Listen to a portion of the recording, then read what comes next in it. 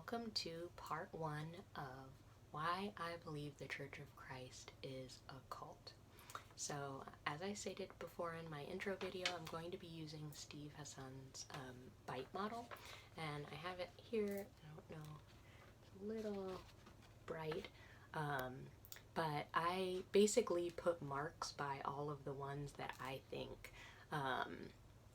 are that I've witnessed in the Church of Christ. And I'm just going to be going through the letters one video at a time so that it's not too long, because obviously you saw all these marks, there's a lot to go through. And instead of naming every single thing that's on the list, I'm just going to name the ones that I witnessed in the Church of Christ. So to tell you a little bit more about the B.I.T.E model, the B.I.T.E model is something that was created by Steve Hassan kind of as a guideline or characteristics of cultic and authoritarian coercive groups. So basically it's a list of different traits and characteristics that if you see a group that has a lot of these, then that's indicating that it's probably a cult. And I don't have any doubts that the Church of Christ is a cult, and I do feel like my personal, lived experience is valid without using, experts' criteria, but it's easier to organize what I'm going to talk about by going through this list just to make sure that I don't miss anything. So, start out with the B, which stands for behavior control.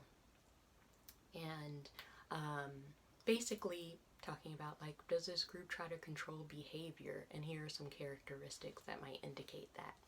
So the first thing that I see is dictate where, how, and with whom the member lives, associates, or isolates. I definitely was taught growing up in the Church of Christ that we're not supposed to really be close to people outside of the group unless you're trying to convert them or you're doing evangelism. But it was heavily discouraged to not to make close friends, certainly not to date or marry people who aren't members of the Church of Christ. The second is regulates when, how, and with whom a member has sex. Definitely true in the Church of Christ. There's a lot of teachings about, first of all, never having sex unless you're married, and really it's very, very heavily frowned, called being unequally yoked. That's the term that they use. It's very heavily frowned upon to date or marry somebody who's not a member of the Church of Christ. I don't know if people necessarily, I'm sure some members of the Church of Christ would have said that it's a sin, and I have heard of members of certain congregations being coerced into marriage, especially if people were they come and they find the Church of Christ and they're already living together. At that point, the Church of Christ is well, every time that you have sex with this person, if you're not married, you're sinning, so you just need to marry them. Whether or not even that, that made sense for people to actually get married.